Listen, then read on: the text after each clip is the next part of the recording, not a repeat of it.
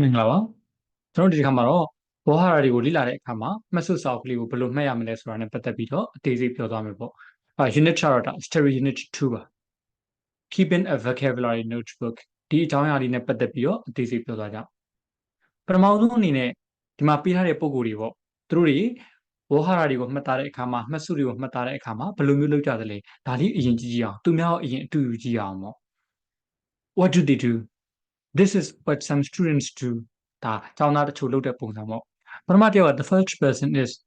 Raphael သူဘာလုပ်တယ်လဲဆိုရင် I write down new English words and phrases in my notebook and next to each one I write a Spanish translation I usually write down if a word is a noun verb adjective and so on သူလုပ်တဲ့ပုံစံက write down လုပ်တာရေးချတာ I write down new English words and phrases in my notebook မဆုစာအုပ်ထဲမှာအင်္ဂလိပ်စကားလုံးအသစ်တွေစကားစုတွေဒါလေးတွေသူရေးချနော်ရေးချပြီးတဲ့အခါမှာဥပမာပေါ့ write down ဆိုတဲ့စကားလုံးစကားစုတစုသူ့ရဲ့အဓိပ္ပာယ်ပေါ့နော်ကိုကဒီစကားလုံးလေးကိုကိုယ့်ရဲ့မှတ်စုထဲမှာရေးလိုက်မယ်ပြီးတဲ့အခါမှာ and next to each one အဲ့ဒီတစ်ခုချင်းစီရဲ့ကဲ့ရဲ့မှာ I write a Spanish translation သူ့ရဲ့ဘာသာပြန်ပေါ့translation ဆိုရင်ဘာသာပြန်โอเคဒီစကားလုံးလည်းမသိဘူးဆိုရင်မှတ်စုထဲမှာရေးလိုက်မယ် write down လုပ်လိုက်တယ်ပြီးတော့အဲ့ဒီဥစ္စာရဲ့ကဲ့ရဲ့မှာသူ့ရဲ့ဘာသာပြန်ပေါ့မ write down ဆိုရင်မြန်မာလိုချရေးတယ်ရေးချတယ်အတူတူပါပဲ translation ဆိုရင်ဘာသာပြန်အဲ့တော့အခုလိုမျိုးခြာရေးသည်တို့ဘာသာပြန်တို့ဒီလိုမျိုးရေးထားတဲ့စကားလုံးတွေကအဲ့ဒီစကားလုံးတွေရဲ့အဓိပ္ပာယ်မဟုတ်တာဘာသာပြန်ပါပဲဒါကြတော့မြန်မာ translation လို့ပြောရမှာပေါ့သူကြတော့ဒါ Spanish ဖြစ်တဲ့အတွက်ကြောင့်မလို့ဒီဘေးနားမှာသူရဲ့ Spain ဘာသာပြန်ကြီးခြာရေးလိုက်တယ်နော်ပြီးတဲ့အခါမှာ I usually write down if a word is a noun verb adjective and so on ဒီစကားလုံးတစ်လုံးက noun လားနောက်တစ်ခုက verb လားကရိယာလား adjective လားနာမဝိသေသနလား and so on စသဖြင့်ပေါ့သူ့ရဲ့ပြီးနားမှာလည်းရေးတယ်ဥပမာ for example translation ဆိုတာ noun တစ်ခုဒီလိုလေးလည်းရေးရပေါ့ဒါက refer လုပ်တဲ့ပုံစံမှာနောက်တစ်ယောက် casu ကျတော့ဘာလို့တလဲဆိုရင် I sometimes write a word in phonemics because English pronunciation is very difficult for me but my notebook is a mess I like to draw pictures I sometimes write a word in phonemics စလုံးတစ်လုံးကိုဒီအတန်ထွက်သင်္ကေတလေးနဲ့ပေါ့နော် phonemics လေးနဲ့သူကတစ်ခါတလေမှရေးတယ်ဘာလို့အဲ့လိုရေးရတယ်လဲဆိုတော့ because English pronunciation is very difficult for me အင်္ဂလိပ်လိုအတန်ထွက်ရတဲ့ဥစ္စာတိတ်ပြီးတော့ခက်လို့ဖြစ်ပါတယ်နော်အဲ့တော့စလုံးတစ်လုံးရဲ့အတန်ထွက်ကိုသူကဂျပန်လိုလည်းမရေးဘူးမြန်မာဆိုလည်းမြန်မာလိုလည်းမရေးဘူးဘာနဲ့ရေးတယ်လဲဆိုတော့ phonemics နဲ့ရေးပါတယ် but my notebook is a mess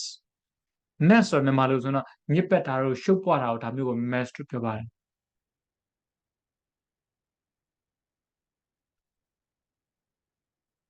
အင်္ဂလိပ်လိုဆိုတော့ nothing is in a good order အခုမှအစီအစဉ်တခြားမရှိဘူးတခါတည်းဟိုနားရောက်လိုက်ဒီနားရောက်လိုက်အဲ့လိုမျိုးညစ်ပတ်ရှုပ်ပွားနေတဲ့ဥစ္စာမျိုး mess လို့ပြောတာပေါ့သူနဲ့အဓိပ္ပာယ်ဆင်တူတဲ့ဒီ synonym အဓိပ္ပာယ်ဆင်တူစကားလုံးဆိုတော့ untidy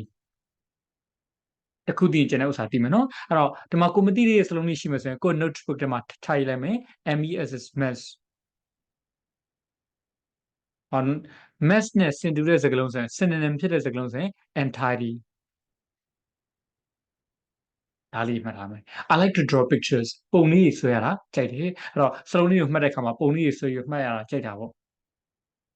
ဥပမာဒီပကံနေနဲ့ပတ်သက်ပြီးတော့ဆိုရင်ဒီလိုဥစ္စာမျိုးလေးကိုပုံလေးဆွဲလိုက်မှတာ cap အောက်ကအချိုပကံများလေးပေါ့အောက်ခံပကံများလေးဆို saucer ဒီလိုမျိုးခွက်မျိုးကျတော့ mac ဒီလိုပုံလေးဆွဲပြီးတော့မှတ်ရတဲ့ဥစ္စာမျိုး तू ကသဘောကျပို့ပြီးတော့မှတ်မိတာပေါ့နော်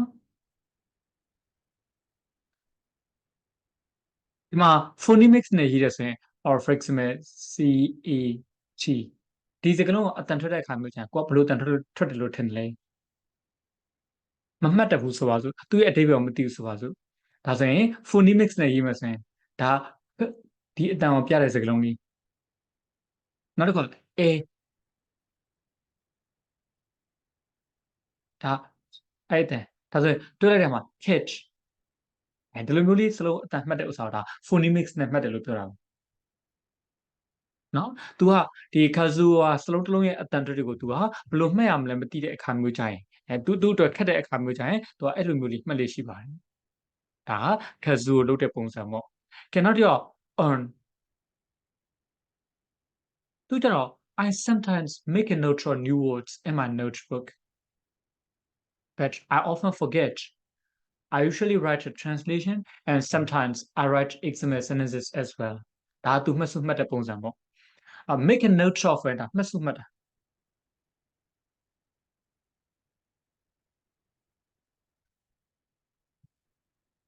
I sometimes make a note of new words in my notebook မှတ်စုစာအုပ်ထဲမှာအဲ့စလုံးအသစ်ကလေးတွေတော့မှတ်စုတွေမှတ်တာပေါ့ make a note of လုပ်တယ် but I often forget ဒါနဲ့မိသွားတယ်ပေါ့ forget means don't remember မမှတ်မိတာမိသွားတာဒါ forget ဖြစ်တယ်လို့ပြောတယ် I usually write a translation ဘေးနားမှာပဲဖြစ်ဖြစ်အပေါ်မှာဖြစ်အောက်မှာပဲဖြစ်ဖြစ်ပေါ့နော်သူက translation ရေးတယ်ဘာသာပြန်လေးရေးတယ်သူကျတော့ကိုရီးယားမှာလေးဆိုတော့ဒါကိုရီးယားလို့မှတ်မယ်ကဲမြန်မာလိုတယောက်အနေနဲ့ forget ဆိုတဲ့စကားလုံးကိုကနေမှတ်ထားခြင်းနဲ့ဆို notebook ထဲမှာ forget လို့ရေးမယ်ပြီးတဲ့အခါမှာမိပြီပေါ့ဒီလိုမျိုးလေးရေးလိုက်တဲ့ဥစ္စာမျိုးကဒါ translation လုပ်တာပါ translation ရေးထားတာပါ and sometimes I write XML sentences as well တခါတလေမှာဥပမာဝတ်ကြလေးလေးရေးတယ်ပေါ့for example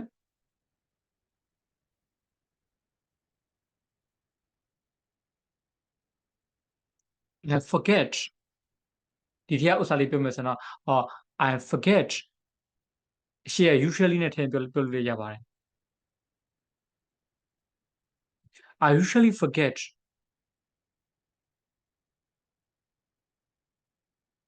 English words ကဲ English စကားလုံးလေးတွေမိသွားလေးရှိဒါနမူနာပေါ့နော်ဒီလိုမျိုးလေးကိုရေးလိုက်တဲ့ဥစ္စာဆိုတာဒါ XML sentence ထိတာပါအဲ့တော့ forget မိတယ်နော် forget ဆိုတဲ့စကားလုံးလေးမှတ်တယ်မိတယ်ဆိုတဲ့ translation လေးရေးတယ်ပြီးတော့ XML sentence တွေရေးတယ် I usually forget English words English စကားလုံးလေးဆိုရင်မိသွားတတ်တယ်ဒါမျိုးလေးကိုပြောလို့ရတယ်ဟောနောက်တစ်ယောက်ကျတော့ Andre ကဘာပြောလဲဆိုတော့ I've got a notebook I don't use it much but when I do I try and list words by topic so I put all the animals together and all the clothes words together and so on I find it's easier to remember the words this way သူကြတော့ဘာပြောလဲဆို I've got a notebook မှတ်စုစာအုပ်တော့ရှိ vocabulary ရမှတ်ထားဖို့အတွက်မှတ်စုစာအုပ်ရှိတယ် I don't use it much အများကြီးတော့မသုံးသိမသုံးဘူးပေါ့ but when I do ဒါပေမဲ့သုံးတဲ့အခါမှာကျတော့ I try and list words by topic ဆိုတာကခေါင်းစဉ်တို့အကြောင်းအရာတို့ဒါမျိုးတွေကို topic လို့ခေါ်ပါတယ်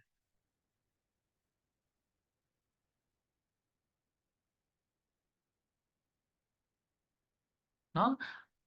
မှတ်စုစာအုပ်သိတော့မမှတ်ဘူးဒါနဲ့မှတ်တဲ့အခါမျိုးကျတော့ခေါင်းစဉ်လိုက်ဒီလိုမျိုးလေးစလုံးလေးတွေကိုစင်းလုပ်သွားတာပေါ့ so I put all the animals together ဒါကြောင့်မလို့ animals တွေမှတ်တဲ့အခါကျ animals ဆိုတဲ့ခေါင်းစဉ်လေးပေါ့ဒီလိုလေးမှတ်ထားလိုက်မယ်အဲ့ဒီခေါင်းစဉ်အောက်မှာ all the animals တိရစ္ဆာန်တွေအကုန်လုံးဒါထားမယ်for example ပထမဆုံးပြထားတဲ့ cat နောက်တစ်ခုပါရှိမလဲ tiger dog elephant kangaroo စသဖြင့်ပေါ့နော်ဒီ animals တွေအကုန်လုံးထားပြီးမှတ်သွားတဲ့အခါမျိုးကျရင်ဒါ topic တစ်ခုနဲ့မှတ်တာပေါ့ပြီးတဲ့အခါမှာ and all the clothes was together အဝတ်စားနဲ့ဆိုင်တဲ့ဥစ္စာမျိုးဆိုလည်းအကုန်လုံးမှတ်သွားမယ် t-shirt shirt blouse skirt trousers စသဖြင့်ပေါ့လေအကုန်လုံး clothes was တွေအကုန်လုံးကိုဒါမှတ်သွားမယ်အဲ့လိုမျိုးမှတ်လေးရှိ I find it's easier to remember the words this way ဒီနည်းနဲ့အဲ့စလုံးလေးတွေကိုမှတ်ဖို့ပို့ပြီးတော့လွယ်တာကိုတွေ့ရတယ်။လွယ်သွားတာပေါ့ Okay the last person is Donata Donata ကျတော့ဘယ်လိုမှတ်တယ်လဲဆိုရင် I note down new words and phrases note down ဆိုတာလေရေးမှတ်တာတီးမှတ်တာဒါမျိုးကို note down လုပ်တယ်လို့ခေါ်ရပေါ့သူလည်းပဲမှတ်တာပဲ I note down new words and phrases စကားလုံးအသစ်တွေစကားစုအသစ်တွေဒါမျိုးလေးကိုလည်းသူလည်းရေးမှတ်ပါတယ်နော် sometimes I translate them into Polish and sometimes I write an explanation in English if it is not difficult သူကြတော့ဘယ်လိုလုပ်တယ်လဲဆိုရင်အဲ့ဒီစကားလုံးလေးတွေစကားစုလေးဒါလေးတွေကိုရေးမှတ်တယ် sometimes တခါတလေမှာ I translate them into Polish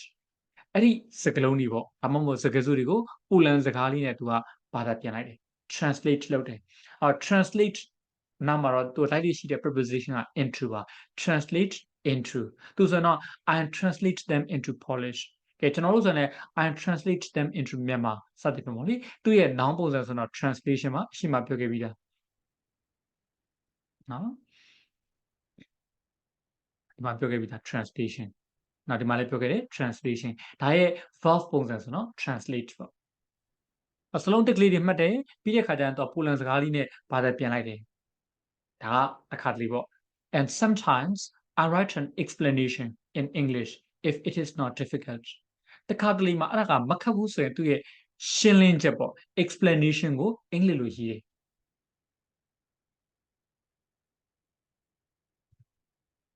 explanation ကိုအင်္ဂလိပ်လိုရေး explanation ဆိုတာဘာလဲ a description of what something means တခုခုဘလို့အဓိပ္ပာယ်ရတယ်လဲဆိုတာဖော်ပြချက်ကိုဒါ explanation ကိုခေါ်တာပေါ့ဥပမာ kitten ဆိုရင်တော့ကြောင်ကလေးလို့ရေးမဲ့အစား translate လုပ်မဲ့အစား a very young cat ဒါမခက်ဘူးလေအဲ့လိုမျိုးလေးရေးမှတ်ထားရင်ပို့ပြီးတော့မမီလွယ်ဒါကသူများတွေတုံးတဲ့နီလန်တခြားចောင်းသားတွေတုံးတဲ့နီလန်ကိုကသူတို့စီကတယောက်ကိုအတူယူပြီးတော့တုံးလို့လည်းရတယ်သို့မဟုတ်ကိုယ့်ကိုစိတ်ကြိုက်နီလန်နဲ့ကိုမှတ်လို့လည်းရမပထမဆုံးတယောက် refill လို့လုပ်မလားလုပ်မယ်ဆိုတော့အသစ်စလုံးလေးတွေတွေ့တဲ့အခါမှာစကားစုလေးတွေ့တဲ့အခါမှာကိုယ့်ရဲ့ notebook ထဲမှာရေးမယ်ပြီးတဲ့အခါမျိုးကျရင် noun လား verb လား adjective လားဒါလေးခွဲမယ်ပြီးတဲ့အခါမှာသူရဲ့ translation ကိုရေးမယ်ဒီလိုလုပ်လည်းရဟုတ်ပြီကဲဆူအားကြပြီးတော့ဗောနော်စလုံးတစ်လုံးရဲ့အဓိပ္ပာယ်ကိုမသိဘူးဆိုရင်သူက phonemics နဲ့ရေးမယ်နော်ပုံလေးတွေမှတ်တဲ့အခါမျိုးကျတော့ဒီစလုံးလေးနဲ့မှတ်တဲ့အစားပုံလေးနဲ့တွဲပြီးတော့မှတ်မယ်ဒါမျိုးအားတန်တယ်လုပ်လို့ရနောက်တစ်ခါဒီမှာ on လုပ်တယ်လို့မျိုးပေါ့မှတ်စုလေးတွေမှတ်ပြီးတဲ့အခါမျိုးကျတော့ example sentences တွေရေး translation လေးရေးဒီလိုမျိုးလုပ်လို့လည်းရနော် entry လိုမျိုးဝါသနာပါတယ်ဆိုတော့ခေါင်းစဉ်လေးနဲ့ခွဲပြီးတော့နော် topic လိုက်လေးခွဲပြီးတော့ animals clothes ဒါမှမဟုတ် country စသဖြင့်ခေါင်းစဉ်တွေခွဲပြီးမှတ်သွားလို့လည်းရတယ်ဒီလိုနည်းနဲ့လည်းမှတ်နိုင်တယ်နောက်တစ်ခါ Donald လုပ်တယ်လို့မျိုးပေါ့စလုံးကို translation လုပ်မယ်ပြီးတဲ့အခါမျိုးကျတိတ်မခက်တဲ့ဥစ္စာမျိုးဆိုရင်ဒီ English လို့ explanation ပြန်ရေးမယ်ဒါမျိုးလေးတွေကိုကြိုက်တာလုပ်လို့ရတယ် so you should keep a vocabulary notebook ထားတဲ့ကိုယ့်ရဲ့မှတ်စုစာအုပ်လေးကိုကြိုက်တဲ့ vocabulary notebook လေးလုပ်ပါပြီးတော့ကိုကြိုက်တဲ့ပုံစံမျိုးလေးမှတ်သားထားပါဒါမျိုးဆိုရင်ပို့ပြီးတော့မှတ်မိနိုင်ပါဟုတ်ပြီဘယ်လိုပဲကိုနီလန်နဲ့ကိုသုံးလို့ရရဆိုရင်ဒီမှာအကြံပြုချက်ကလေးပေးထားတာရှိပါတယ် tips for your notebook ကိုရဲ့ဒီမှတ်စုစာအုပ်ပေါ့လေအဲ့ဒီ notebook အတွက်အကြံပြုချက်ကလေးတွေtips ဆိုမြန်မာလိုအကြံပြုချက်လို့ပြောလို့ရပါတယ်အင်္ဂလိပ်လိုမှတ်ထားမယ်ဆိုတော့ a tip is a piece of advice to help you ကိုယ်ကူညီပေးဖို့အကြံဉာဏ်တစ်ခုခုမျိုးဒါ tip လို့ခေါ်ပါတယ်တခြားအဓိပ္ပာယ်လည်းရှိသေးတယ်နော်ဥပမာအဖျားတို့အစွန်းတို့ဒါမျိုးဆိုရင် tip ပါပဲဒီနေရာမှာတော့အကြံပြုချက်ဆိုတဲ့အဓိပ္ပာယ်နဲ့ပြောမယ် a tip is a piece of advice to help you အကြံဉာဏ်ဆိုဒီ tip ဆိုတာကကိုယ့်ကိုကူညီဖို့အတွက်ပေးတဲ့ဒီအကြံဉာဏ်လေးတစ်ခုကိုဒါ tip လို့ခေါ်ပါတယ် here are some tips for your notebook ကိုယ့်ရဲ့မှတ်စုအတွက်အကြံပြုချက်ကလေးတချို့ဒီလိုပါအဲ့တော့ဘယ်လိုမျိုးလေးကိုကမှတ်စုစာအုပ်ကလေးလုပ်လို့ရတယ်လဲဆိုရင် put words from one topic in the same place for example food in one place clothes in another etc don't mix them up you can also have grammar topics or for example uncountable nouns or a page for words that all have a connection for example words and phrases that are all in a story you read in English some words and phrases will go in more than one topic ဒါနီလန်တစ်ခုပေါ့အဲ့ဒါကဘာနီလန်နဲ့မှတ်ခိုင်းတာဆို topic နဲ့မှတ်ခိုင်းတဲ့နီလန်မှာတစ်ခုခုကို topic နဲ့မှတ်ခိုင်းတဲ့ဥစ္စာမျိုးเนาะအဲ့တော့တနေရာထဲမှာဒီ topic တစ်ခုကဥစ္စာတွေကိုတနေရာမှာမှတ်ဥပမာစာမျက်နှာတစ်ခုပေါ့ဒီစာမျက်နှာမှာ topic တစ်ခုထားမယ်အဲ့ဒါဆိုရင် food ဒီခေါင်းစဉ်နဲ့မှတ်မယ်ဆိုရင် food နဲ့ပတ်သက်တဲ့ဥစ္စာတွေဘာရှိမလဲဥပမာပေါ့နော်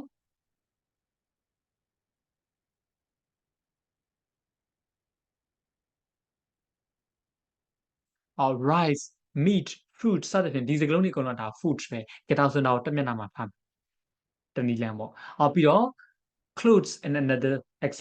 နောက်တစ်မျက်နှာမှာကျတော့ clothes နဲ့ပတ်သက်တဲ့ဥစ္စာကိုရေးမယ်ဒီလိုမျိုးလေးခေါင်းစဉ်ခွဲလိုက်ပြီးလုပ်သွားလို့ရတယ်အကြောင်းအရာလိုက်လုပ်သွားလို့ရတယ်လုပ်တဲ့အခါမှာကျတော့ don't mix them up mix app ဆိုတာရောတာပေါ့ဆိုလိုချင်တာက put them together with no order ဘာမှအစီအစဉ်မရှိဘဲနဲ့အကုန်လုံးရောထားလိုက်တဲ့ဥစ္စာမျိုးဒီလိုမျိုးတော့မလုပ်ပါနဲ့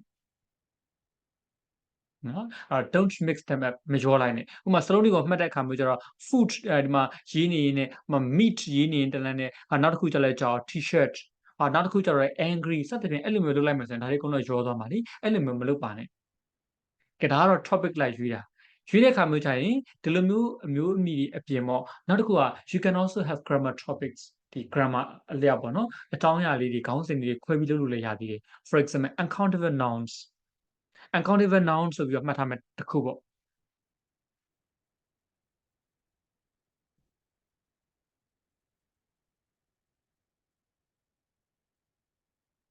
uncountable nouns ဆိုပြီးတော့ခေါင်းစဉ်တက်မယ်ပြီးတဲ့အခါကျဘာရှိမလဲ rice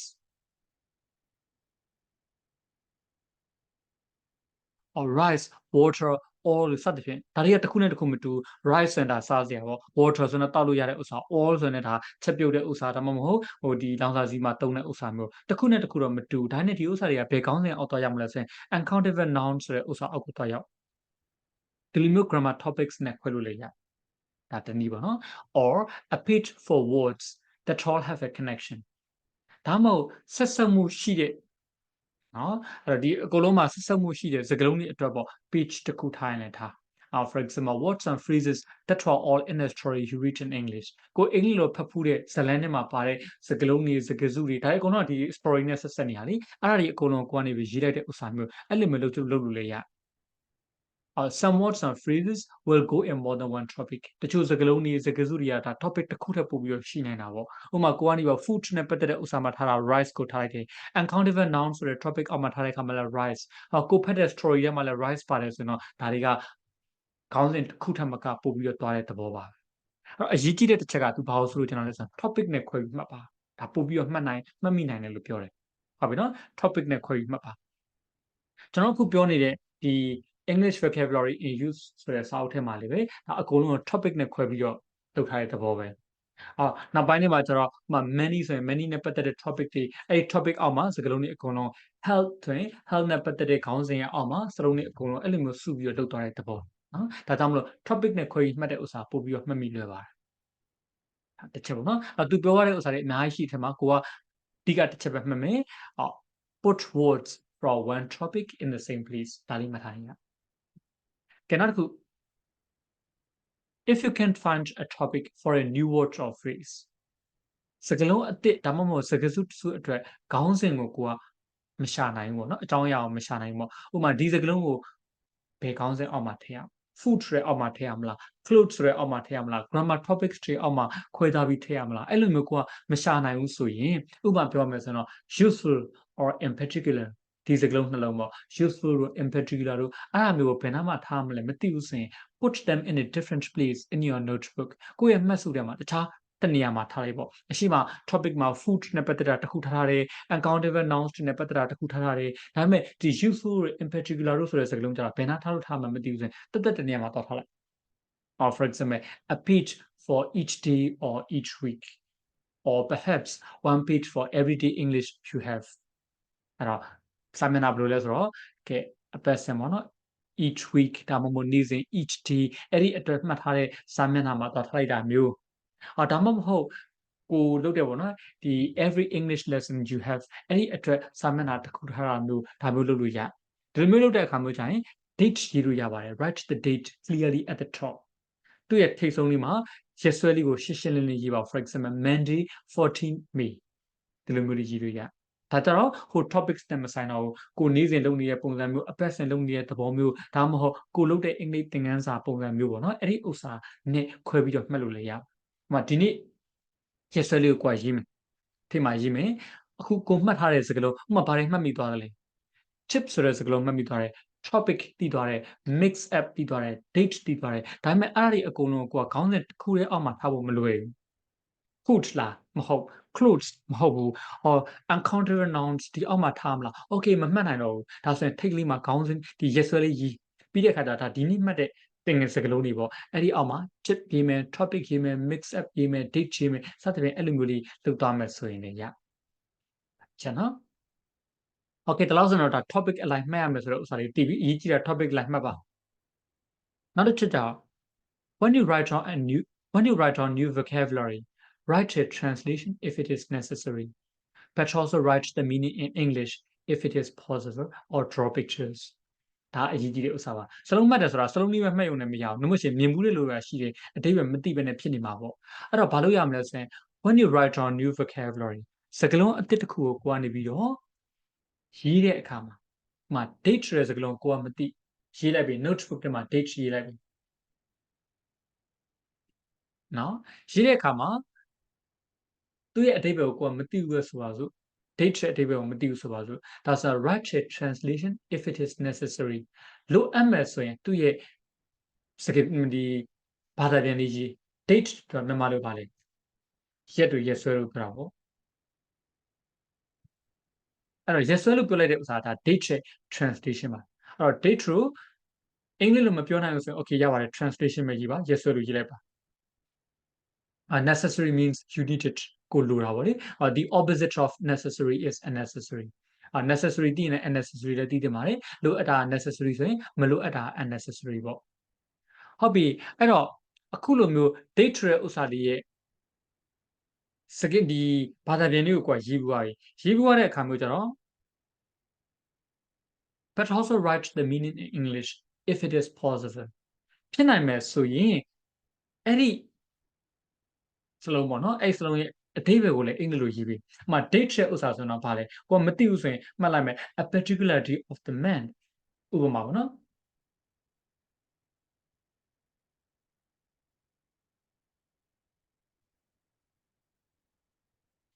a particularity of the man sometimes in a particular year given in numbers and words စသဖြင့်ပေါ့အဲ့လိုမျိုးလေးပြောအောင်ဒါပေမဲ့တစ်ခါလေးကျတော့လေအဲ့လိုမျိုးရေးတဲ့ဥစ္စာပိုခက်နေတယ်ဆိုရင်တော့မရေးနဲ့လေ translation ပဲရေးသူကအစတွေကပြောထားပြီးသား if it is possible ဖြစ်နိုင်မယ်ဆိုရင်သူ့ရဲ့အဓိပ္ပာယ်ကိုအင်္ဂလိပ်လိုလေးရေးပြီး for example KITT ရဲ့ kitten ဆိုရင်ဘာကိုပြောတာလဲ kitten ဆို a very young cat ဒါရေးရတာလွယ်တယ်ဒါနဲ့ဒီ date ဆိုဘာလို့ရေးရခက်တယ်ဆိုရင်တော့ translation ပဲထားနော် okay အဲ့တော့အဓိကနှစ်ချက်ပြန်ပြောမယ်စကားလုံးလေးကိုကိုယ့်ရဲ့ notebook ထဲမှာရေးတဲ့အခါကျရင် topic align မှတ်ပါ topic ဆိုတာအမျိုးစုံမှတ်လို့ရတယ်ကိုကြိုက်တယ်လို့မှတ်ပါဒါတစ်ချက်နောက်တစ်ခုကျတော့စလုံးလေးကိုမှတ်တဲ့အခါမျိုးကျရင်သူ့ရဲ့အဓိပ္ပာယ်သိဖို့လိုတယ်သိဖို့လိုတဲ့အတွက်ကြောင့်မလို့ကိုကလိုအပ်ရင်အင်္ဂလိပ်လိုမှတ်မြန်မာလိုမှတ်ပါမြန်မာတယောက်နေနေဆိုမြန်မာလိုမှတ်ပါ translation မှတ်ပါဖြစ်နိုင်မယ်ဆိုရင်တော့အင်္ဂလိပ်လိုမှတ်ပါဒါလေးလုပ်ရနောက်တစ်ခုက if possible add synonyms opposites other parts of speech etc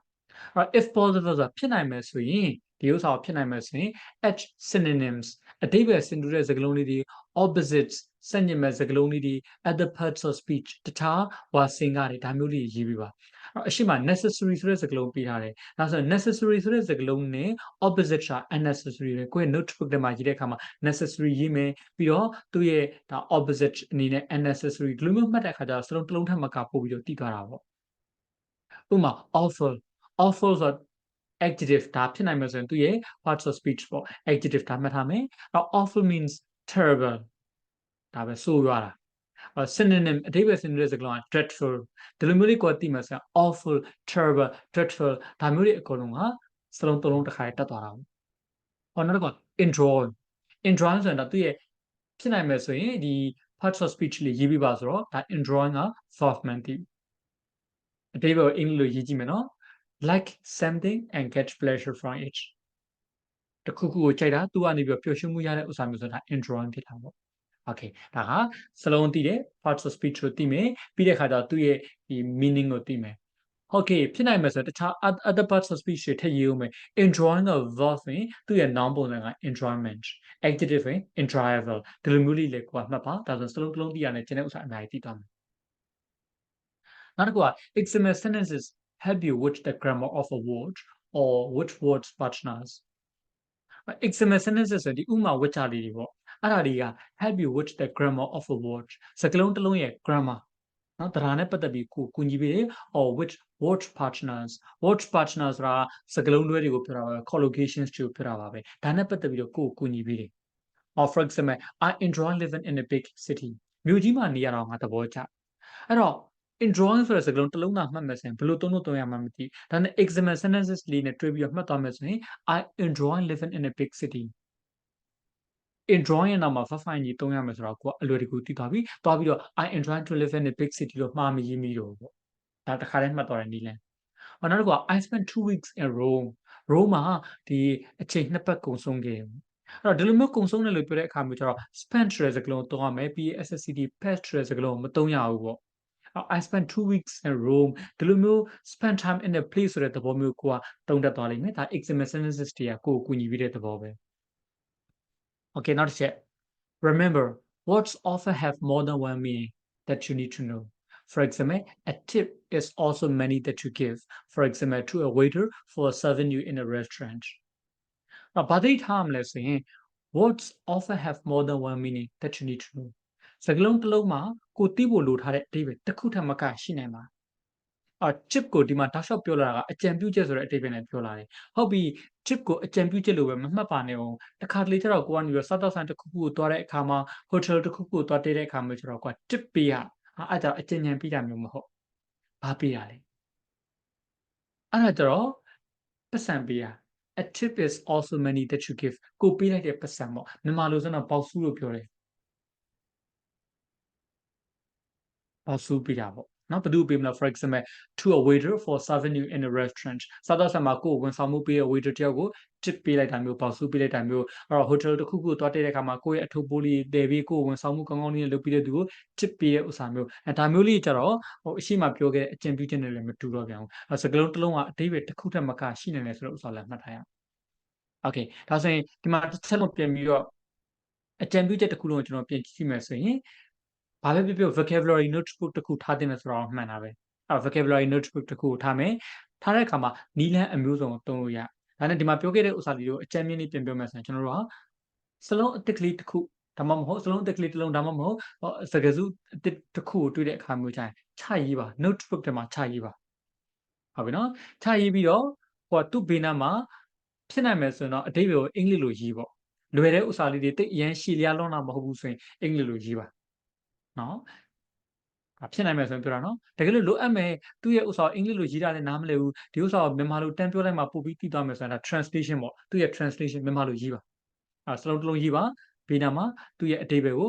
ဖြစ်နိုင်မယ်ဆိုရင်အင်္ဂလိပ်လိုဒါမှမဟုတ်လိုအပ်မယ်ဆိုရင်လည်းမြန်မာလိုဒီလိုမျိုးလေးရေးပါနောက်တစ်ချက်ကသူ့ရဲ့ဒီ parts of speech တွေကိုမှန်အောင်ရေးပါ noun လား verb လား adjective လားဖြစ်နိုင်မယ်ဆိုရင်ဒီဥစ္စာ verb ဆိုရင်နောက်ထပ် noun ပုံစံပါလဲ adjective ပုံစံပါလဲဟောနော် adverb ပုံစံပါလဲဒါမျိုးလေးလိုက်ရှာထားလိုက်အောင်